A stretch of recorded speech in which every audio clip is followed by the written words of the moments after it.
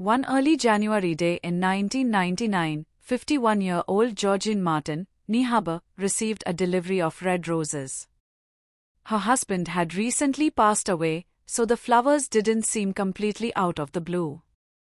But the name on the note that came with them did. The last place she had seen that name, Jerry Zimmerman, was in her high school yearbook from 1965. Dear Georgine, Jerry's card read, I was a classmate of yours, though I don't believe you knew who I was. I was painfully shy, and you were the prettiest girl I had ever seen. It was true that Georgine hardly remembered Jerry. Nearly 4 decades had passed since their paths first crossed in the hallways of Farnsworth Junior High School in Sheboygan, Wisconsin, where she still lived. Though I now live in D.C., I keep close ties to Sheboygan, Jerry continued. I return several times a year. And now to the crux of this letter, I will be visiting the weekend of 15th May, and I'm wondering if we could meet for a coffee?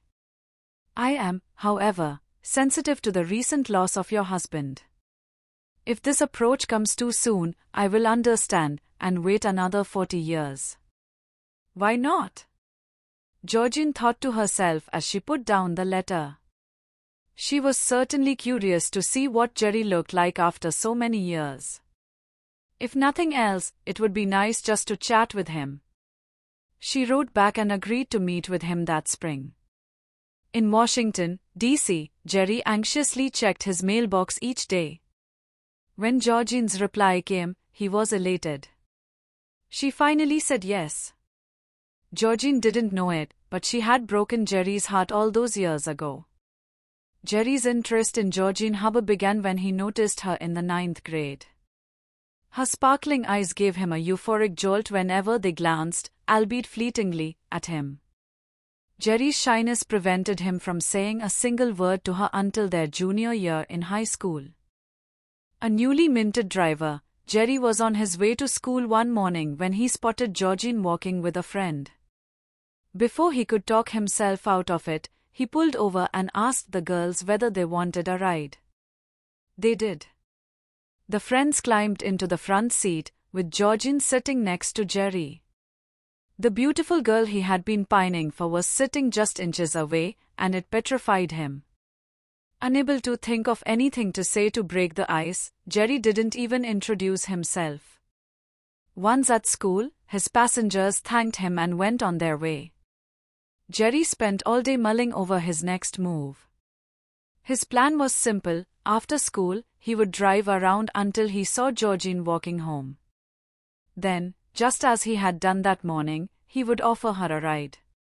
She would accept, sit next to him again, and that would be that, he thought. Happily ever after. When the last bell rang, Jerry raced to the parking lot and started driving around the school. He soon found Georgine walking with the same girl from that morning. Jerry pulled over and rolled the window down. Fancy another ride? He asked. Georgine looked at him. No, we are going to walk. No? Jerry couldn't believe it. In his mind, the three of them were already good friends. He slowly rolled the window back up and drove away, devastated. It only got worse.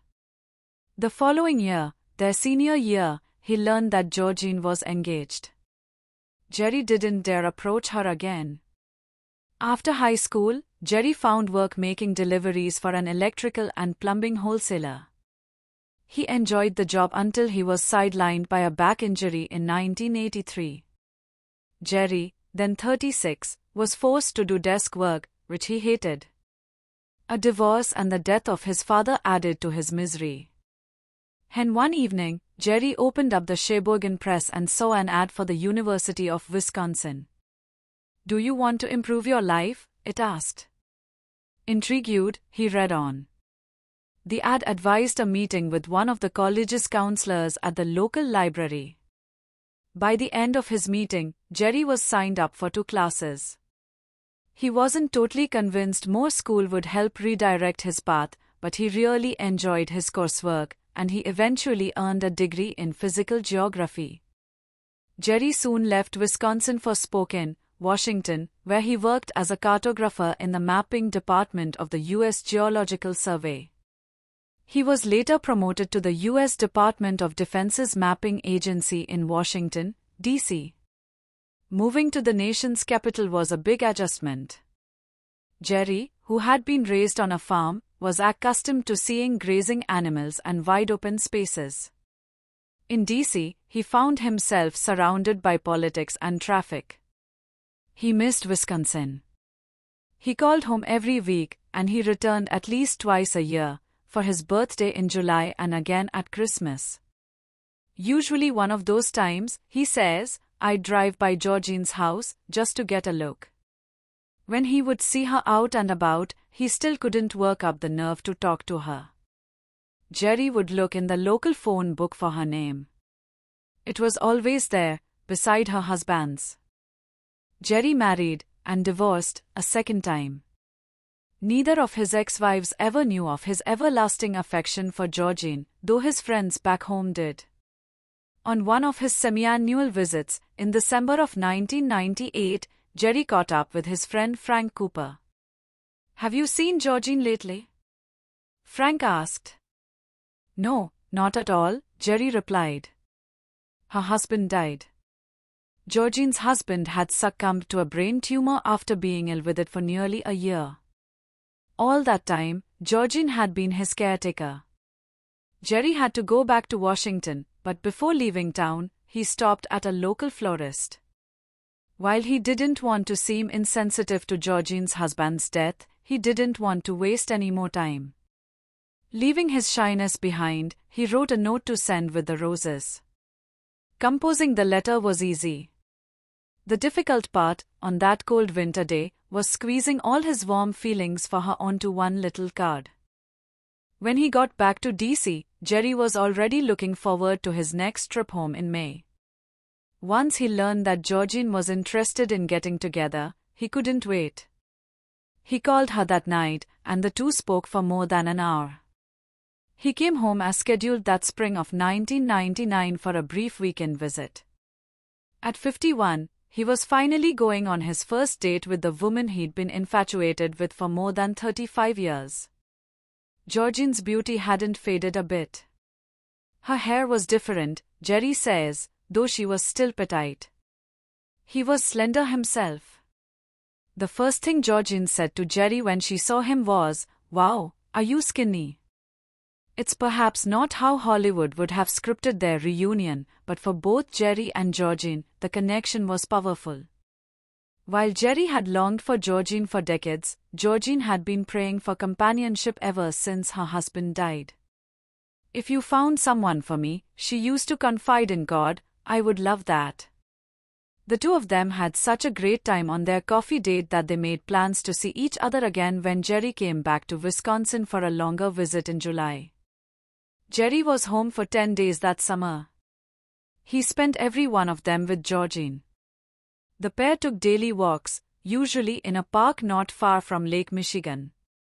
On their third or fourth outing, they decided to stroll along the western banks of the lake instead. The waters were blue, the sounds were gold, Jerry says, and my heart was there, or our hearts, I should say. It was the perfect setting for Jerry to confess the full extent of his feelings. "I'm in love with you," he told Georgine.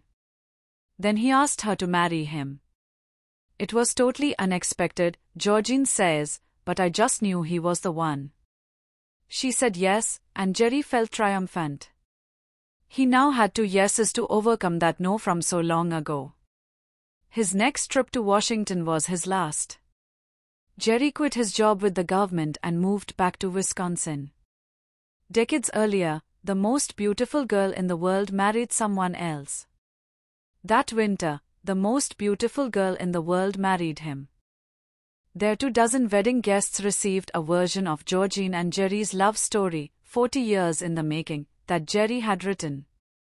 Last year, he shared that story with Reader's Digest with this postscript: "For several years, things were great.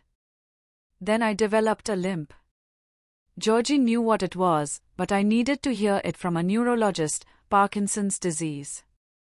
It's now in its advanced stages, but Georgine and I continue to love each other while I battle debilitating symptoms. Moreover, we love the Lord and we are grateful for what we have together because it's perfect for us. Happily ever after indeed.